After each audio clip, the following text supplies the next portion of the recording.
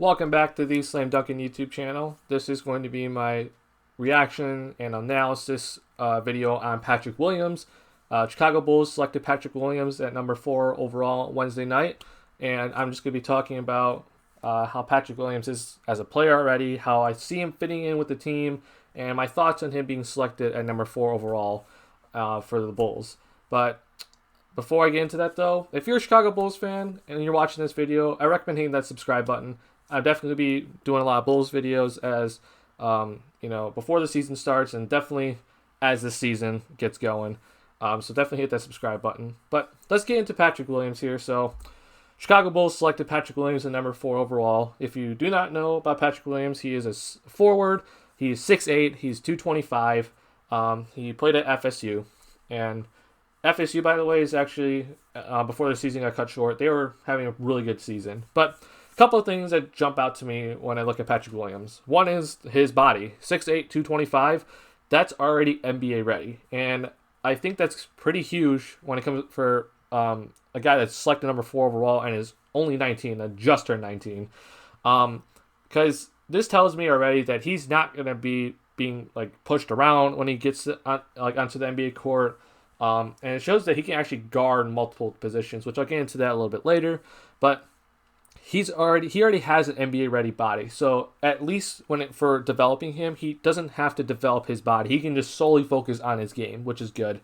Number 2 that jumps out to me is his defense. Patrick Williams is a really good defender on the perimeter and in the interior. He has some really good instincts on defense. He is also really laterally quick. So he can guard some of the smaller guys that are faster. And I think overall, Patrick Williams is just going to, no matter what, you're going to get a good defender in Patrick Williams.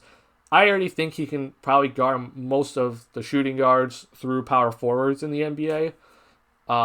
And Karnisovas came out and said that he thinks that Patrick Williams can guard 1 through 5. I think that is a legitimate possibility if the Bulls are doing a switch defense. But as Patrick Williams gets bigger and stronger, I do think that he can probably guard every single position in the NBA once he's coming into his prime, because he already has some really good defensive attributes to his game. So that's the second thing that jumps out to me. Number 3 is his athleticism. He has had some incredible blocks in college, and his verticality is going to transfer well into the NBA. And number 4 is his versatility. Patrick Williams could do a lot of things on the NBA court. I already talked about his defense, which is already a lot for a young guy. When it comes to offense, though, I already think he's a pretty good driver. He's going to need to get stronger at finishing at the rim, which is something that I think just comes in time. He does need to develop his shooting. I already know that's going to be a thing. But at the very least, I know on offense that he is already a pretty solid ball handler. And I'm going to be breaking down a little bit of some of his college play. If you do not know, I like to break down film on this channel, so I'm going to get into a little bit of his film at FSU, and I do think that he's going to do a lot of the little things. In his interview already, he's come out and said that he's going to do whatever the Bulls need him to do to win games, and I see him doing potentially a lot of things, even potentially, initiating the offense when he gets better. So I see a lot of potential with Patrick Williams, and I think Karnisovas thinks the same way. I know a lot of Bulls fans didn't think that way, but I want to get into how I think Patrick Williams is going to be helping this team. I'm going to break down here some of his passing that he did at FSU. I have 3 small clips here. So the first play here is him at the wing. You're going to see right here, he's already in the corner, and it's to be a pick and roll set with the big man. And already, as you can see with just this happening, look, all 5 guys are watching this, so the defense's attention is on the guy with the ball. So now it's up to him. With all 5 guys watching him already, what is he going to do with the ball here? And what he does after he comes off the screen, now stop. He has already collapsed the defense mostly. Now it's up to him to make the right pass. This guy in the corner over here is open. So there's that. Also, number 2, he's got the big defender here basically already out of position. This guy's in no man's land because he's not able to really guard the big man if he rolls. And Patrick Williams can probably get by him. If he doesn't get by him, he at least draws this guy here. If Patrick Williams goes to the paint. So as you see here, passes it out. Good pass, wide open shot, and he hits the three. So one of the things that Bulls fans have already kind of been going crazy about is that we don't really have like a playmaker at the moment. But I think Patrick Williams has the potential to, not be like, a 10 assist guy every single night, but he is going to be able to create shots for others, and he's going to make the right pass at the right time. He already has that in his IQ. So that's just one play here. Number two, it's basically the same type of idea, but on the other side, right? So this time, though, as this defender over here was already kind of leaning towards taking away the middle area. So Patrick Williams recognizes that the defense formed a wall alongside here on the wing and the elbow area. So the baseline is basically open, and the fact that the big man is already so far up, that makes the weak side guard have to rotate over. And once that happens, you can tear apart a defense. The play is basically like the defense is basically screwed, and the play should result in a good shot. And Patrick Williams does a really good job here. So he throws it out, and so this guy does rotate really quickly, and this guy also does the right rotation. But FSU, I already said, like, they have a pretty good team, so this is something I really want to see with the Bulls going forward. But you're just seeing a swing around the horn here, and now big thing that you saw here if you didn't catch it. So here's the play again, and good recognition. So he throws it out to the right guy. So there's that. Now look at Patrick Williams right now. So you see all three guys right here. They're like, okay, we collapsed. Now we got to get back to our guy here. So this guy's running out, and he's going to get to him pretty quickly. So Patrick Williams has a couple of things he can do here. He can either like go towards the weak side, which really wouldn't be my idea unless every single person clears out of the paint, which I don't expect that to happen. But the other thing he can do is move to the strong side into the corner here. And because right now, no one's watching him. All three guys on the defense are not watching Patrick Williams. And this is just his IQ coming into play. And he is able to go to the corner. And, again, all three guys were watching that one guy about to catch the ball. He goes to the corner, readjusts, hits a wide open three, which is good. Again, high IQ, and his IQ showed in just his first pass that he made. So good stuff here. And then this video right here, and this is without the pick and roll at the top of the key. It's a little handoff play. So immediately right off the bat, what I see, and I don't know if he sees this, but this defender, the big man right here, he's already out of position. Like, he is in a bad spot, and it's not technically his fault, though. Really, it's on this guy. This guy already has, like, put the defense in a tough spot because the defense was forcing Patrick Williams to his right, and this dude, he didn't really help with that. He kind of is stuck to this dude, but this dude's in no man's land. So this forces the big man to step up, and now if you're Patrick Williams, you're looking to see what else the defense does. Because if this guy steps up, that means that the weak side defender in the corner has to slide over and cover the big man. Because that's going to be a tougher pass out for Patrick Williams to throw to the weak side corner than it is to throw to the big man. Well, if you watch the play here, Patrick Williams gets the big man even closer to him. And now, again, this guy's in no man's land. This dude is not helping at all. And his main defender actually did a pretty good job coming back to him. This dude didn't move at all. So good thing Patrick Williams didn't look at this guy. But he does a really good job lobbing up to the rim to the big man. And the big man finishes it off. So passing. I keep saying with Patrick Williams that he's going to be so versatile that he can do a lot of things on the court. And I think passing is going to be one of those things. Karnisovas also mentioned that Patrick Williams played point guard in high school.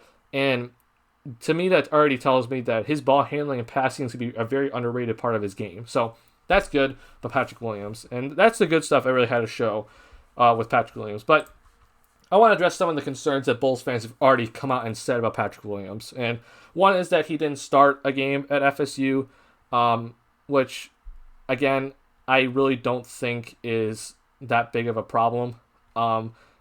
Basically, his coach came out and said that he didn't start games, but he finished games. And already that tells me that Patrick Williams was valuable enough to be on the court at crunch time and it was more important for him to be on the court in crunch time. So I want someone like him who has such a great amount of versatility to be out on the court during crunch time. He's also a good free throw shooter, which is good too.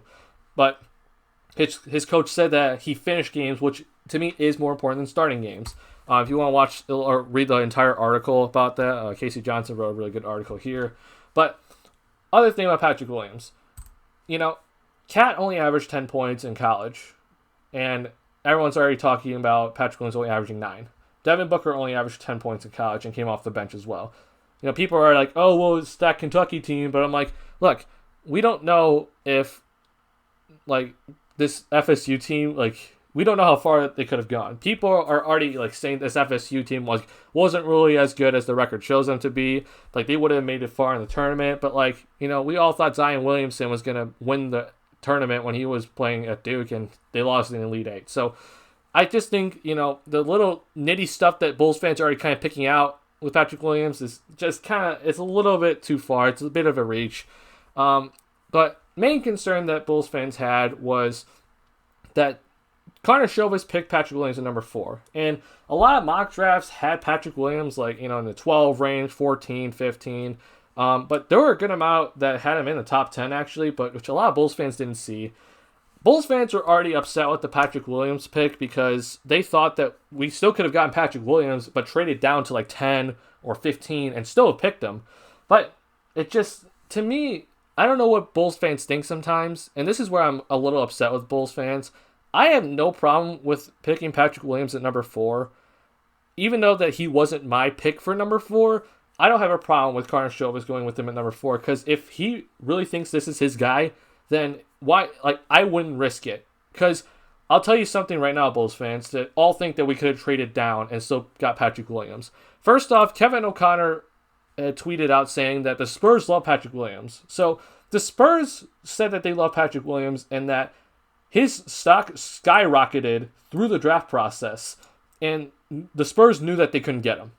So the Spurs had the 11th pick. So if the Spurs knew that they couldn't get Patrick Williams, that means he's at least going top 10. So to say that we could have traded to 15, you don't have an argument already. Now here's the other thing. There were a good amount of mock drafts that said that Patrick Williams was going to go number 7. The reason why was because the Detroit Pistons said that they gave Patrick Williams a promise that they would have picked him if he went number 7, if he was still there at number 7. And, Bleacher Report had him at number 7, and so did NBC Sports. They had him at number 7. So automatically that tells me that we could not have traded back to number 10. So, to say 8 and beyond, you don't have an argument there either. Here's the other thing. There were reports coming out that Detroit was trying to trade up to number 3 to get Patrick Williams, but Charlotte was so stuck on LaMelo Ball that they weren't willing to budge. So that tells me this thing. That doesn't mean that Patrick Williams was a guarantee going to be there at number 5 or 6. Because let's say the Bulls traded to number 6 because it's right before Detroit. That doesn't mean that Detroit doesn't pull off a trade with Cleveland at number 5 and get Patrick Williams in front of them. And the other thing about this draft, it showed throughout this entire draft. People were kind of saying what to a lot of draft picks. Jalen Smith went number 10. A lot of mock drafts have him in the 20s. But we had no reports coming into this draft of whose stock was going up or whose stock was going down. No reports of any player about whose stock was going which way. So the people that say that we didn't know Patrick Williams' stock was going up, I'm like, yeah, it's probably we didn't know though that, for example, RJ Hampton, who a lot of people thought was easily a top 15 pick, his stock was clearly going down, and he went number 24 in the draft. So there were no reports on any player with their stock going either way. So to say that there were no reports on Patrick Williams' stock going up, so how do we know such a thing is actually true? I'm like, well, there were no reports on anybody's stock going up or down. So I think that's also a bad argument to say if you're a Bulls fan. So just a couple things I want to point out with that people are already concerned about with Patrick Williams. As I sit here today, I'm pretty content with the pick. I will admit initially I was not happy because he wasn't my guy. Patrick Williams, if I had the 4th overall pick, would not have been picked there. But, I'm not the president of basketball operations, and neither are you watching this video. And I think a lot of Bulls fans need to come to that realization that, look, you don't know how this draft could have gone. And clearly, even some of the draft experts had no idea how this draft could have gone.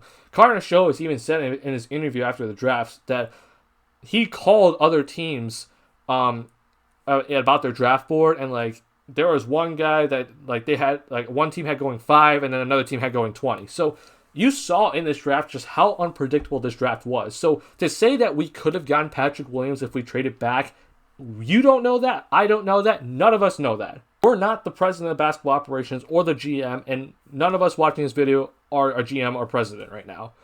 And to say that it was a for sure that we could have traded to 5, or if you're saying that like we could have 100% trade back to 10, I want to say check yourselves, because no one knows. And to be honest, I don't think a lot of people knew how this draft was going to go, and that's the reason why we saw none of the lottery picks get traded. Like, usually in a draft, you kind of like there's usually like a star that's 100% going number 1, and then it's kind of like the next 10 picks, you're like, okay, we kind of know where these guys are going to kind of fall like in the area, like within these 5 picks, right?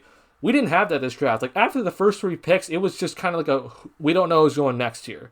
And I think if Karnisovas really likes this guy, which he clearly does, don't risk it. You have the 4th pick, get him now.